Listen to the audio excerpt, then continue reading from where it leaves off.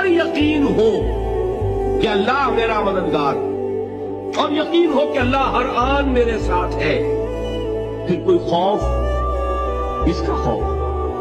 کوئی شے اللہ سے بالا تر ہے؟ کوئی قوت اس سے زیادہ طاقتور ہے؟ کوئی اس کے ارادے کو بدلنے والا ہے؟ کوئی اس کی مشیت کے آڑے آنے والا ہے؟ یہی بات ہے جو حضور نے فرمائی، یہ ایمان کا حاصل ہے لب لباب،